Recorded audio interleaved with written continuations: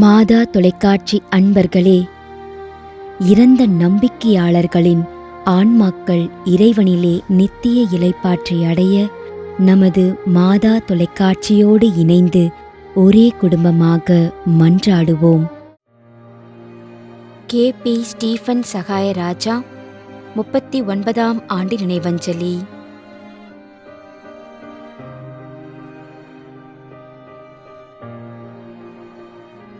பெர்க்மான்ஸ் பெர்னாண்டோ.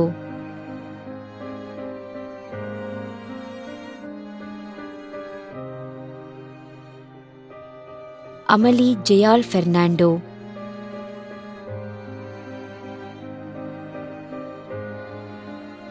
ஐ. அந்தோணிசாமி, திருக்கோயிலூர் 2ஆம் ஆண்டு நினைவஞ்சலி.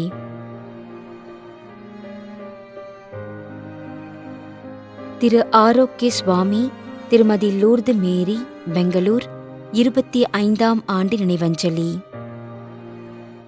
மேலும் யாரும் நினையாத நம்பிக்கையாளர்களின் ஆன்மாக்களுக்காகவும் மன்றாடுவோம். தந்தை, மகன், தூய ஆவியாரின் பெயராலே ஆமென். ஆண்டவருடைய பெயராலே நமக்கு உதவி உண்டு.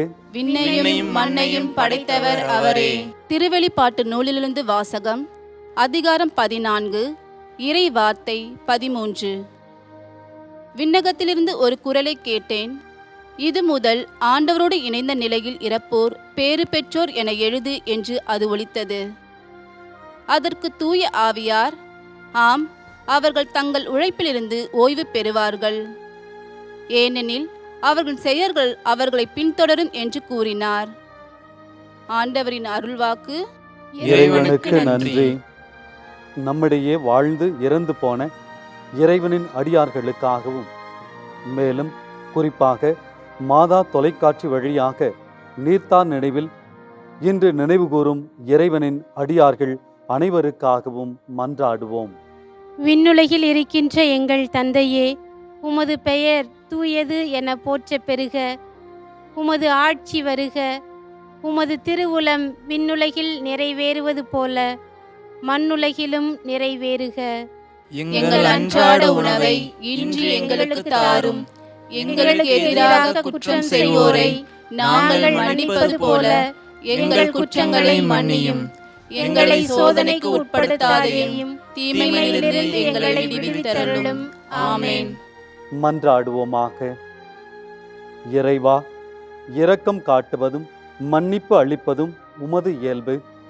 ஆகையால் உமது திருவடிகளுக்கு வந்துள்ள இன்று நாங்கள் நினைவு கூறும் ஆன்மாக்கள் மீது இரக்கம் கொண்டு அவர்களுடைய குடும்பத்தார் மற்றும் மாதா தொலைக்காட்சி குடும்பம் செலுத்தும் ஜெபங்களை ஏற்று அவர்களது குற்றங்களையும் அவற்றிற்குரிய தண்டனையையும் மன்னித்து அமைதியையும் முடிவில்லாத வாழ்வையும் தந்திடுமாறு எங்கள் ஆண்டவராகிய கிறிஸ்து வழியாக உம்மை மன்றாடுகின்றோம்.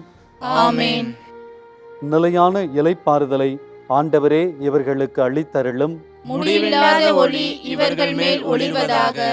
இறந்த நம்பிக்கையாளர்களின் ஆன்மாக்கள் இறைவனின் இரக்கத்தினால் அமைதியில் இளைப்பாறுவனவாக. ஆமென்.